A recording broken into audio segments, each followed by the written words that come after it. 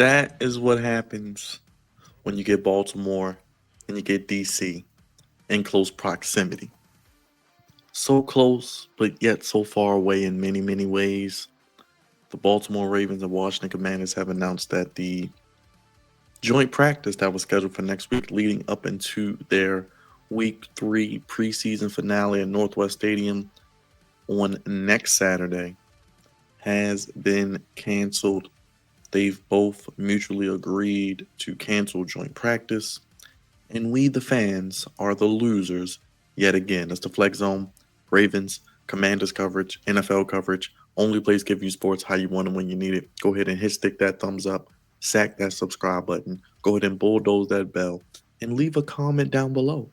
Ravens, Commanders, anything you want to let me know? Are you upset about the joint practice being canceled? What do you think they should do instead? Looks like they're just going to do their normal routines and they're going to go about business as usual and they will meet each other at Northwest Stadium next Saturday. But if you're new to the channel, like I said, make sure you subscribe, hit the thumbs up, hit the bell, and you leave a comment down below. We do have the official statement from the Baltimore Ravens that I do want to play here or I'll read here. Let me play that. Let me bring that up for everybody so they can see what we got here with the Ravens and Commanders. So it was announced that the logistical challenges with our team's previous games scheduled on different days and the added strain on players heading into a short week, the Ravens and Commanders mutually agreed to no longer hold a joint practice next week. Instead, we will concentrate on preparing for our upcoming preseason matchup. There you go with that one. And that is from the Ravens. They haven't even addressed it publicly. They made the statement on social media and it got out that way. So, no joint practice. The two teams will just do what they do and come back and congregate for the game next Saturday.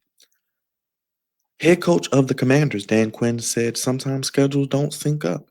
And I quote, I visited the Ravens head coach, John Harbaugh, last night, and he's always choosing the best choice for players. So every once in a while, it just doesn't sync up. We're bummed. We got a lot of respect for them, and we're looking forward to it. But we'll get to see them a couple days after that.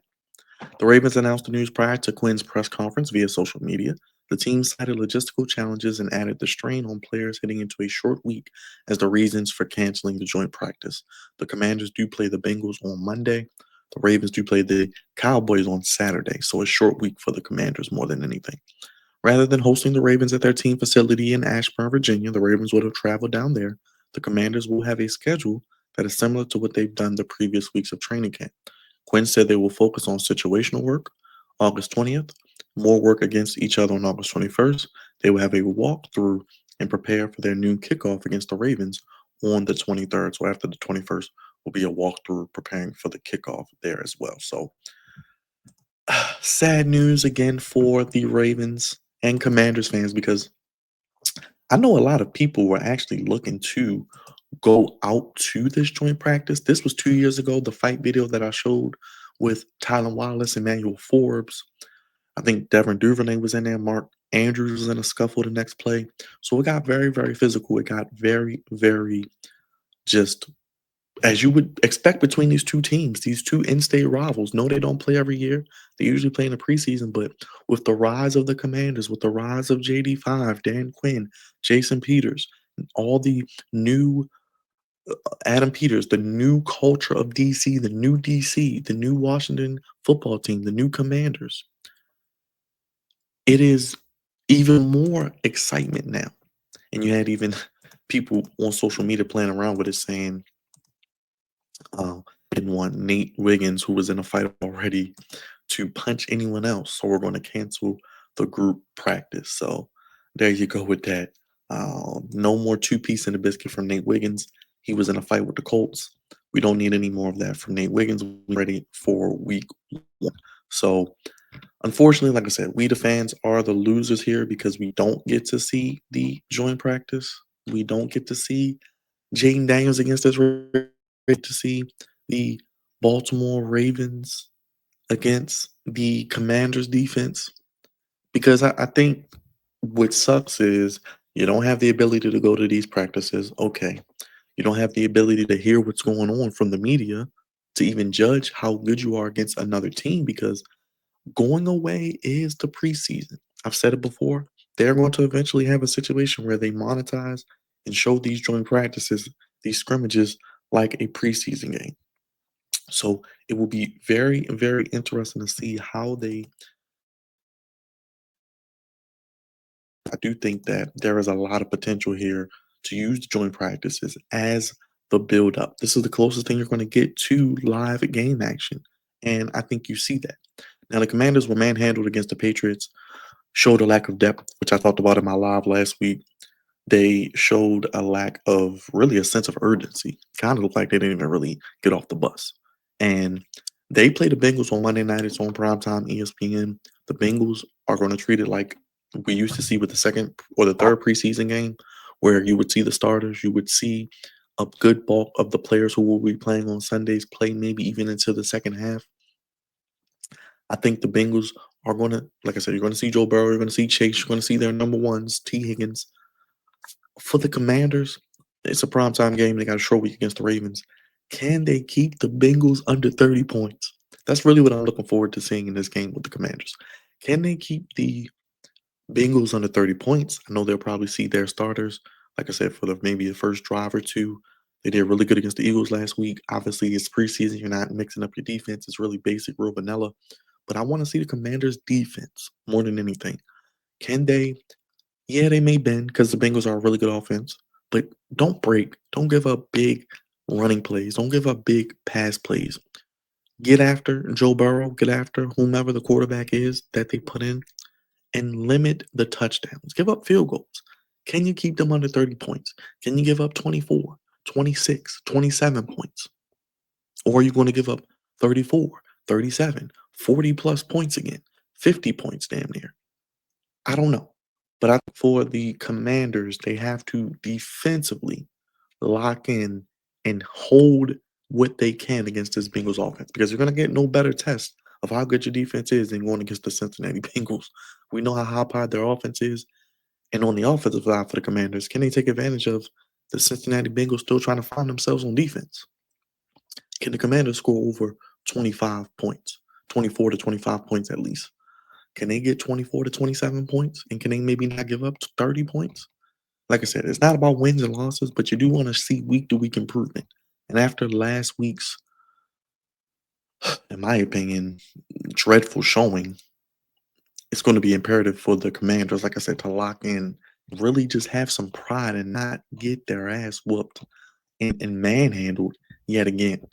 Now, from the Ravens aspect, I am looking at the Cooper Flag revenge, not Cooper Flag, Cooper Rush revenge game.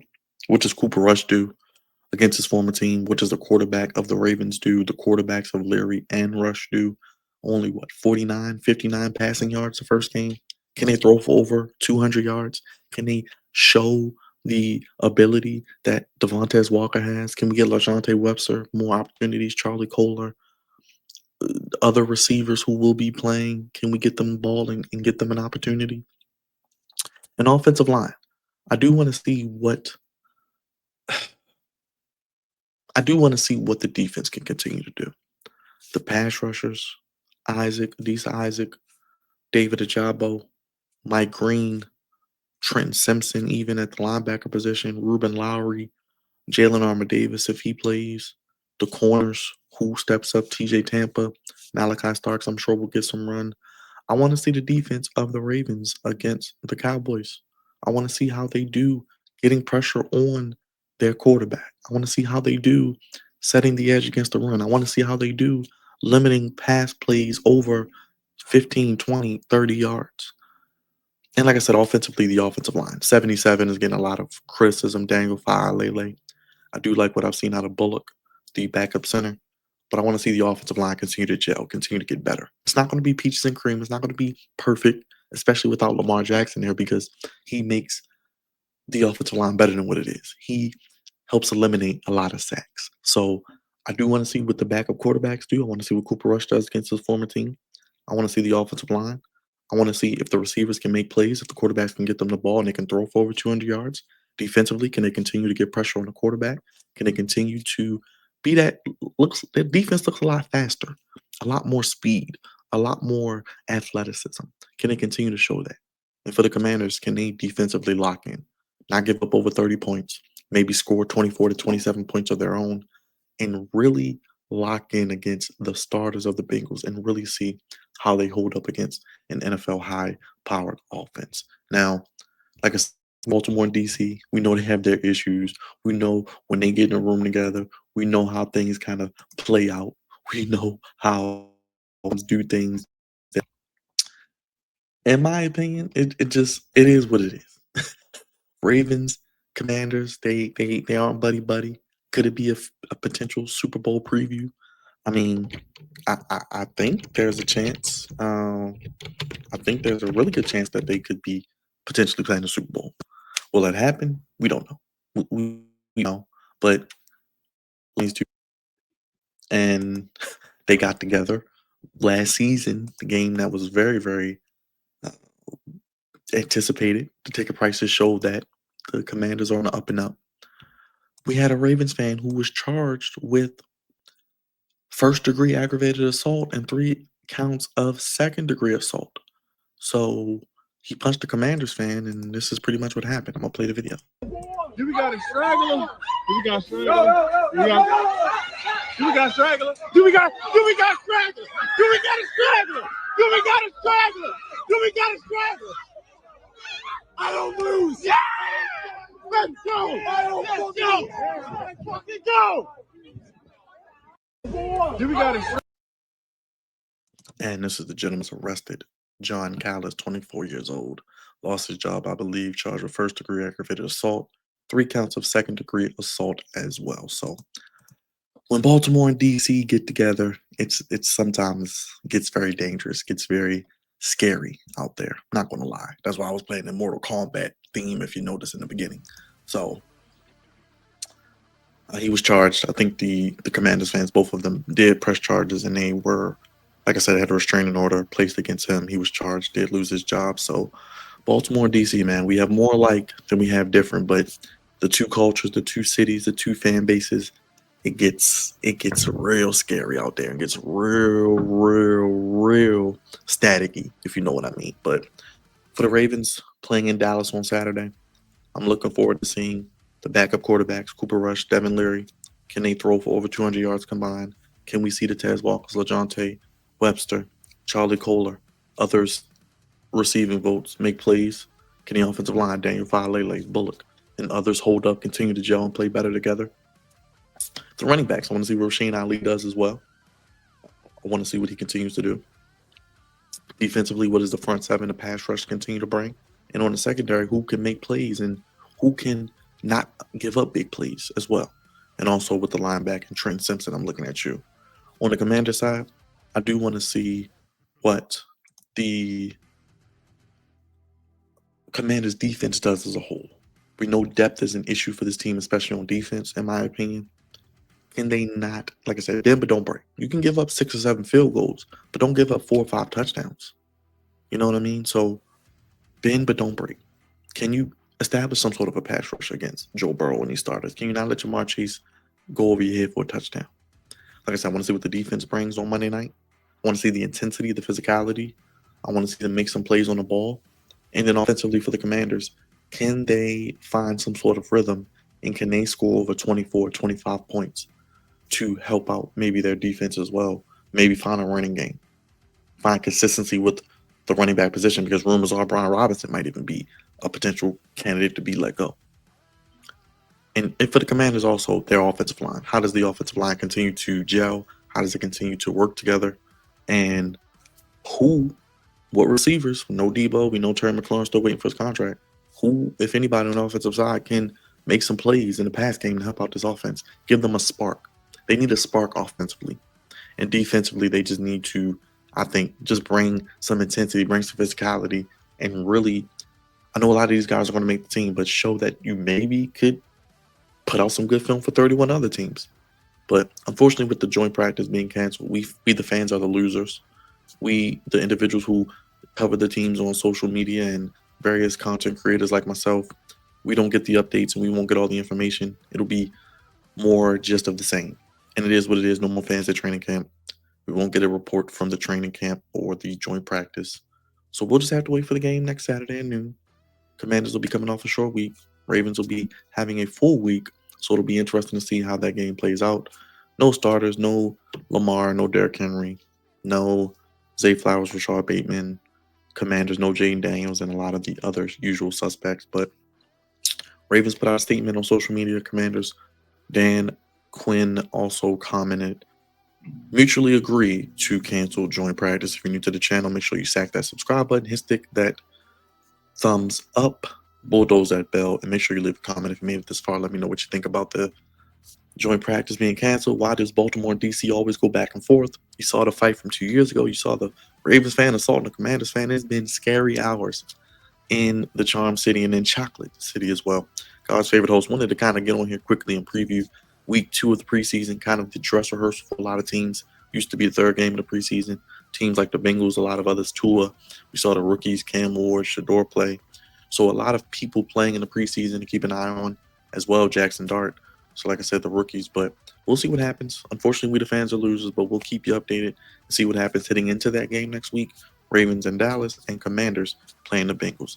I'll see you when I see you on the next episode of the Flex Zone podcast. We cover the Ravens, we cover the Commanders, we cover all 32 NFL teams. Only place giving you sports how you want it when you need it. Check us out, content galore. Thank you for watching. Have a great day. Unfortunately, sad news, but it is what it is. They'll still play the game at least, right? Stay tuned for more content here on the channel. Thank you for watching.